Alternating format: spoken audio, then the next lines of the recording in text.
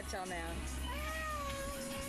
15 years of age, and she really presented like a stroke, meaning that her left side was the side that was weak and was involved, but the actual malformation and the bleed in her brain was on the right side.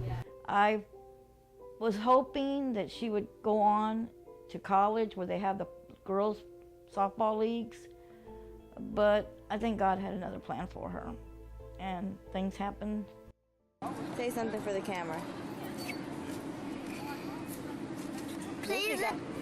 Sorry. Lizzie got new glasses. Show your glasses, Liz. She can actually see now. Uh-oh. The paramedics already knew us from the first one, and they said, I believe she's having something bleeder in her brain. We got to the hospital, which was Herman Children's Hospital in the medical center. We rushed her to the ER. She was already in a coma. Oops, Lizzie's already gotten in. Beautiful this is. Say hi, Lizzie. Hi. Elisabeth. Alcohol, I guess it is its way through. When it happened, like, it didn't happen instantly. It grew and grew and grew, and like the pain just grew. And then I was near the bed, and like it felt very hot, and everything felt hot, and I felt claustrophobic, and I couldn't breathe no more good. And then like I just collapsed on the bed. We were at her neighbor's house. She had two neighbors, and the four of us were like super close, kind of growing up. So we always like hung out at each other's house. I didn't live in the neighborhood, but we were over there all the time, and me and my brother. So we were at her neighbor's house, and I don't even remember what we were doing. I just remember like running around, and then all of a sudden she's like screaming and yelling and talking about she can't see and she's hot and all these things. And we were like 12, so we told her to lay down, and we like sprayed water on her face, and I don't know what we thought we were doing, but I guess we thought she was playing, like we didn't think she was serious. And we were just like, well, lay down, Lizzie, just lay there, we're gonna get some water. And then I guess once we realized like it was actual serious, like we got Lauren's mom, and Lauren's mom came, and she went next door and got her mom, and it was just a big freak show, and they had to call the ambulance, and it was just really crazy. And then just to be 12 and not being aware of like what's actually going on is even crazier, to see it and not know like that's the situation. That's, you're just, then you're thinking like, did I do it? Did we fall? Did she do it? You have no idea. So it was actually really scary at the moment. Let's show her the dress. God bless. I know, he don't know that. He does now. He does now, and it's going to be too late. It takes 2 weeks to get to Afghanistan. So And my little girl I know. grown up. Oh, Okay. Want me to back her up and kind of face her? Yeah, back her up. Yeah. Stand up. You going to stand up? Okay, hold on. Oh, no. There they are, Richard. Put your little masky down, John, in the other hand. 09 gets whatever they like, no matter what is graduation. 09 said, Big 10, psych, and everything, all right. But it's 09 all day and all night.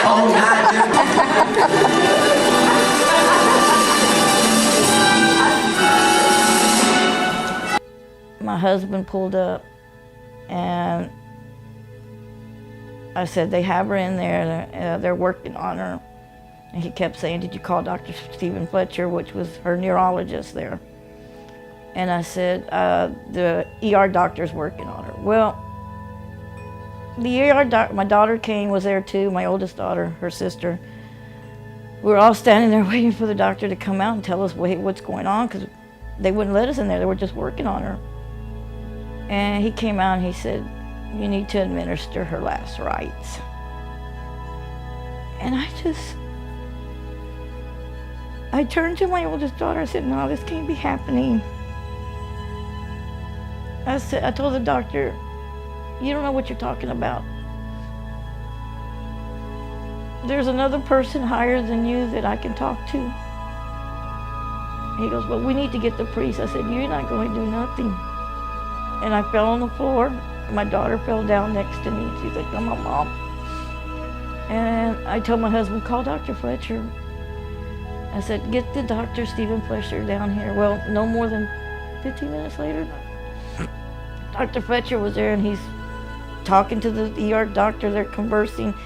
He comes over there. He goes, we're taking her up to the NICU unit, intensive care.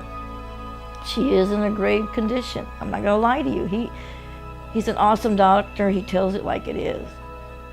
I just remember her laying in the bed and having like all these tubes and stuff, and then she ended up having to have the surgery for her brain, and like her hair, and it was a lot, and it was like a lot of commotion and people trying to be in the room, and and her mom kind of like being anxious and worried, and my mom being up there, and us just having to console her dad and her mom, and it was a lot of worrying and praying like through the whole thing. So I went to the chapel there at Herman, 2 a.m. I went to the chapel and I sat there and I prayed to God, and I told him, I've lived my life, God. Take me and let my daughter live. She's just beginning her life. And I was crying to him, and I turned. This lady came in, all dressed in white. She came. I wasn't scared. This is no lie. And she came and sat next to me, and she put her arm around me. She goes, let's kneel on the pew and pray for Elisabeth. And I looked, and she goes, let's pray. We started praying, and she tells me, sweetie, Elisabeth's gonna be fine. And I turned to thank her. She was gone. God sent me an angel that night. I found this magazine today, and it says that 73% of women suffer from severe relationships with men. I don't care what the study says, breaking up is not hard to do. I do it all the time. The trick is to know which method to use for what love. See what I mean? But if he's them both and all outside your friends, you're shoving that tire at you. Don't you lie to me? I saw you giving the eye.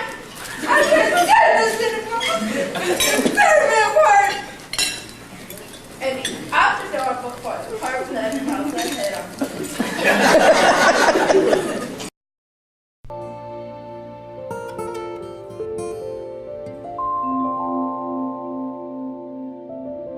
My name is Larry Hickson. I'm a physical therapist. I've been a physical therapist since 1988. Went to school in Galveston, UTMB in Galveston. And so been doing outpatient therapy for the last at least 10 years. I first started working with Elisabeth towards the end of 2015. I was working at a facility in Cy-Fair and started working with her then. And we worked at least a year over at Cy-Fair, and then I relocated to Magnolia in 2008. And we worked together in Magnolia probably 6 months, maybe 6 to 8 months. What was kind of unique about her situation is that when we started working with her, she was 15 years of age, and she really presented like a stroke, meaning that her left side was the side that was weak and was involved, but the actual malformation and the bleed in her brain was on the right side. And so it was for her condition was very involved because she was having difficulty getting in and out of the bed, in and out of a chair, in and out of a wheelchair, was not able really to stand without somebody hanging onto her, and she wasn't able to ambulate. The ideal workout for her would be weighted work, weights on the involved side, on the left side, but also working on movement type activities, like just doing an arm, weightlifting with an arm or a leg, where their foot is not on the ground or she's not weight bearing. Had limited help for her, but when she's weight bearing, where she's having to learn how to control the movements of her whole body. So we worked a lot on transitional movements, going from sit to stand, and then even from that, transferring in and out of a chair. She presents kind of similar to, like I said earlier, a stroke, but also very similar to a head injury. And so I used to work in the county, and I would work with head injuries, and so it was very similar in the sense that they would have one side of their body that was either weak or knocked out, and then sometimes you would have some cases where there was an atasic movements, ataxia, so that there was, depending on what area of their brain was injured, we would have patients that had gunshot wounds, and if it was in an area of the cerebellum where that controlled the movement quality, then it would present very similar to hers. So. Okay. And after my second brain image, I was supposed to have a gamma knife radioactive surgery where they put a helmet on my head, and it's a metal helmet, and then it has a lot of holes in it, and the rays goes into my head, and it melts that injury away. I'm starting to let the strings go, you would say, like moms do. But I always tell her, Lizzie, if you ever need me for anything, I'll be there for you. But I have to let her go to learn how to, for sure you can learn how to live with her disability by herself. And that's hard. That's real hard. Her progress has been wonderful. I know that I saw pictures of her walking across the stage when she graduated from high school, and she's getting in and out of her chair on her own, and she's using a walker. And so, she's come an incredible way, and for her to be able to go to college and, finish high school and go to college and graduate from college, just shows her determination to not let this limitation keep her from achieving her goals. And she's made us proud. She's overcome a lot of obstacles that many people may give up, but with her, she hasn't given up. She keeps going and keeps going and keeps wanting to do things. And I'm proud of her because even though she is on the wheelchair and she depends a little bit on others, friends, family help, she has done it on her own. And Lizzie, you have. You really have, and I'm so proud of you. It's been a long road, and I know the road is still up there for us, right, Rich? Oh, yeah. It's still there. But I want others to know that even though you have a disability, you have to keep going. Don't let it get you down. And that's what I told Lizzie. Don't let this get you down, babe, because you can overcome it. Every day, I take 8 Neurontin pills due to the nerve damage from my brain injuries that I got. I take 2 at 6 o'clock a.m. Then I take 2 at 11. I take 2 at 4 p.m. and another 2 at 9 p.m.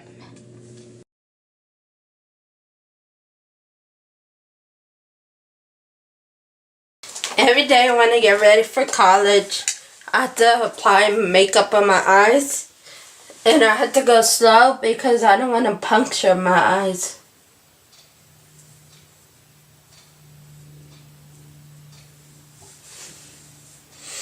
And I really like makeup, and I don't want to stop because I have a brain injury. It's very hard to tie my shoes every day for school. So, due to my lack of hand coordination with my brain injuries I had, I had to have my parents help me every day to tie my shoes. This is my communication, gender, and media class. And usually I'll transfer and get on the table. I did a whole video of why we need buttons for the Valentini school. And now, a semester later, we got buttons. Let's go inside. Almost every weekend I come out here to do my homework for college. And I don't want to waste this beautiful day. No one does.